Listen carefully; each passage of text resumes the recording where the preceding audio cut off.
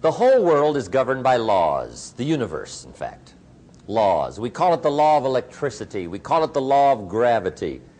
There's mathematical laws, there's physical laws, speed and velocity laws, agricultural laws. There's all kinds of laws. Now that we find ourselves on the spinning planet, you just have to learn what I call the setup. Learn the setup. Life's setup. Now, we didn't set it up, but we're here, so you got to learn it. And we should learn the setup for two basic reasons. Number one, to keep from getting hurt. It's one of the major reasons for learning, so you won't get hurt. See, economically, socially, personally, you can get hurt just not knowing. Ignorance is not bliss. Ignorance is poverty. Ignorance is tragedy. You got to know, or you're going to get hurt.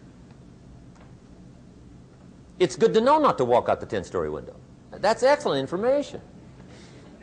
Now, what if a guy didn't know and he walks out? Now he's dead at the bottom. Somebody says, well, the poor guy didn't know. You got to know, or you're going to get hurt. Okay. Now, here's a parenthesis. You don't have to like the setup. I don't ask you to like how it is. That's not what's important.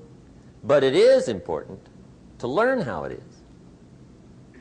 Okay? So you don't have to like it, but you should learn it. That's what I tell the kids, right? Make sure you get the information. What you think about it, that's up to you. What you're going to do with it, that'll soon be up to you. But make sure you get it. See, there's nothing worse than being stupid. Nothing. I mean, being broke is bad, but being stupid is awful. And what's really bad is being broke and stupid, right? That's about the end of the world. I mean, there isn't anything much worse than that. Unless you're sick. Sick, broken, stupid. I mean, that is it, right? There's nowhere else to go. So make sure you get the information. It's key. You don't have to like it, but learn it. If this big monstrous thing lifts up in the sky, hangs there for a little while, cuts loose, comes crashing down, boom, shakes the ground for 5 miles. And then this big monstrous thing lifts back up in the sky, hangs there for a little while, cuts loose again, comes crashing down, boom, shakes the ground for 5 miles. It just keeps doing it, this big monstrous thing, lifting up and then crashing down, boom. Now, you might come along one day and say, that's got to be a stupid arrangement, which is okay. You're entitled to your opinion. But the first thing you should learn to do is get out from under it, right? That's number one. You might have a great moral argument. You might want to shake your finger at the sky, but do it from over there, right? So you don't get smashed. It's called your basic smart. So number one, learn so you won't get hurt. Whether you like it or not, learn. Now here's the second reason for learning, the setup, to benefit. It's called the plus of life. And that's what life is, right? Both minus and plus. The minus is tragedy, heartache, misery, failure, unhappiness. But life is also happiness, prosperity, good feelings. So here's the key. Learn to get on the good side of the way things work.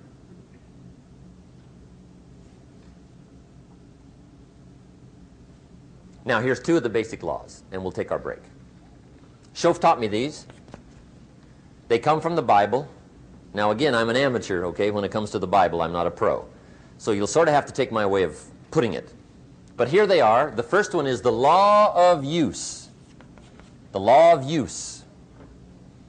And it goes something like this. Whatever you don't use, you lose. Lack of use causes loss.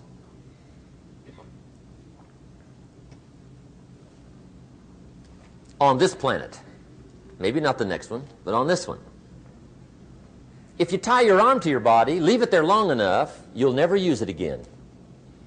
It's over for the arm. Now, it may not be over, but it's over for the arm. The only way to keep the use of this arm is what? Keep using it. If you quit, you lose automatically. They don't bring it up for a vote. You lose automatically when you quit. Now, the same thing that goes for your arm goes for your brain, mentality. The same thing goes for all the human virtues. Ambition, unused, declines. Strong feelings, unused, diminish. It doesn't grow, it diminishes. Faith, unused, decreases. It's a law. Vitality, unused, diminishes. Energy, unused, decreases. The guy says, well, I'm going to save up my energy. You can't do that. That's like trying to save today, put it on the end of the year. See, you can't do that. They'll come take you away. If you don't use today, what? It's lost. The guy says, well, I'll work twice as hard tomorrow to make up for it. See, that's foolish. You could have done that anyway. Today unused is lost. A talent unused is lost. An ability unused is lost. So here's one of the key expressions of the evening. Take a new inventory of yourself. Starting tomorrow, new project. Take a new inventory. And make sure that all of your talent and ability and mentality and ingenuity and vitality and strong feelings, faith, courage, make sure that all you've got's being used. Otherwise, you lose. Now, one of the best illustrations of the law of use is a Bible story called the Parable of the Talents. The talent story. Interesting story if you haven't read it in a while. Just review it. It's a good story. An ancient story. It says there was a master with 3 servants. He got them together one day and he said to the 3, I've got these talents. And in those ancient days, a talent was a measure of gold. And he said to the 3 servants, take these talents and see what you can do with them while I'm gone. He said, I'm taking a journey and I'll be gone for a while. When I come back, we'll get together, go over the book, see how you did. He said, here's 5 of these talents for you. 5. Here's 2 of them for you. 2. And here's 1 for you. 1. The master said, take those talents, see what you can do with them. When I come back, we'll get together, we'll go over it all. The servant said, okay, master takes off. According to the ancient story, the master comes back from his trip. When he gets back, he gets the 3 servants together, and as he said he would, he asks, how did it go with those talents? You were 5. What happened? That servant said, well, I took the 5 talents you gave me, and I put them to work. A little shaky at first, but he said things finally got rolling. And he said, I poured it on. And he said, my talents grew to 7, 8, 9, 10. He said, I doubled my talents from 5 to 10. Books will show. Master said, one heck of a job. Or something like that.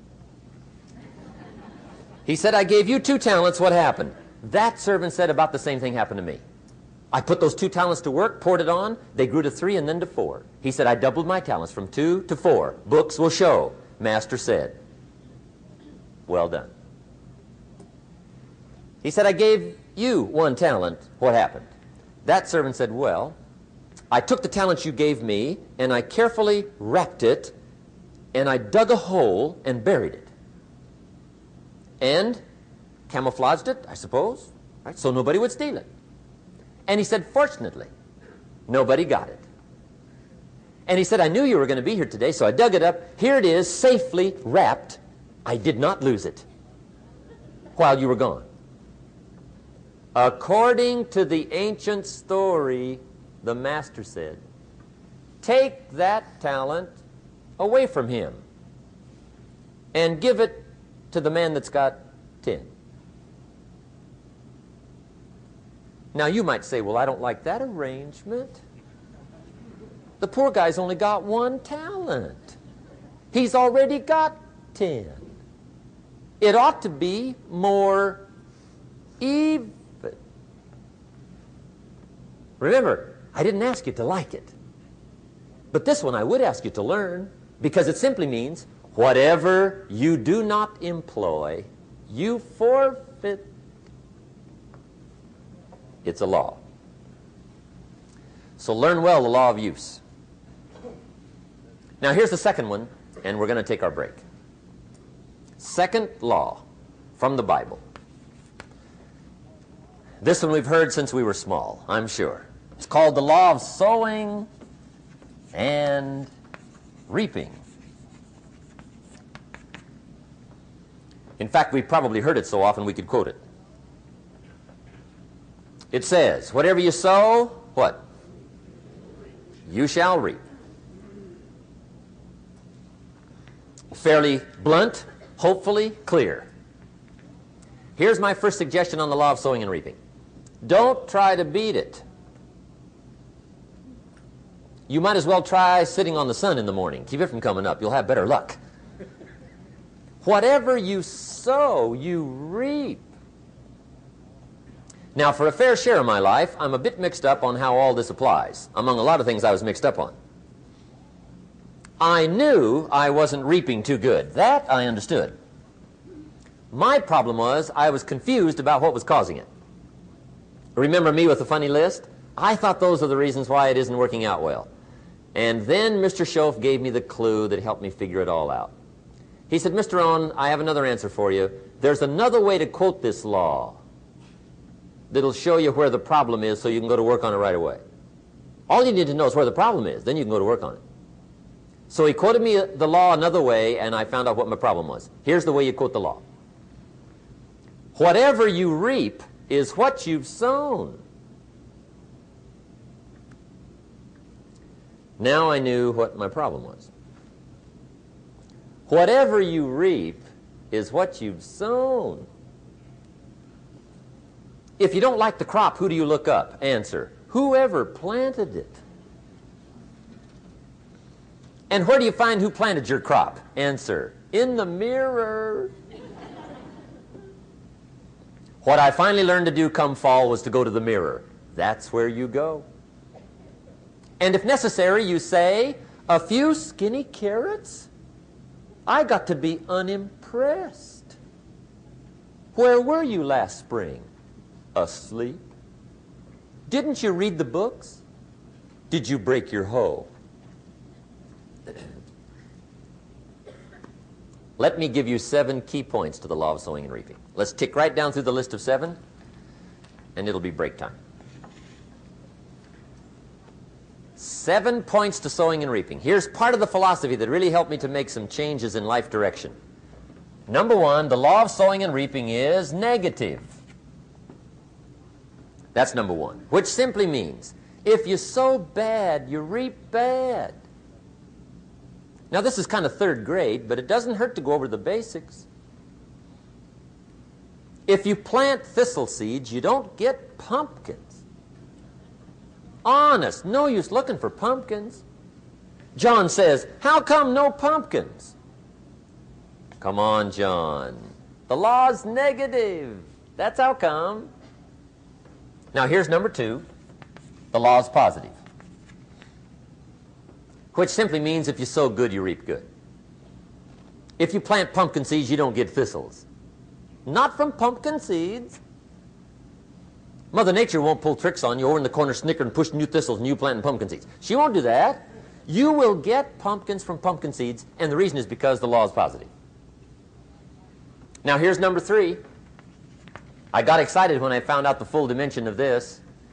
See, you do not reap what you sow, but rather you always reap much more than what you sow. So the 3rd key word is more. You don't get back what you put out. You get back much more than what you put out. And it works both positive and negative. On the negative side, it said, if you sow to the wind, you reap the whirlwind. So you've got to get ready for that, or you will be naive.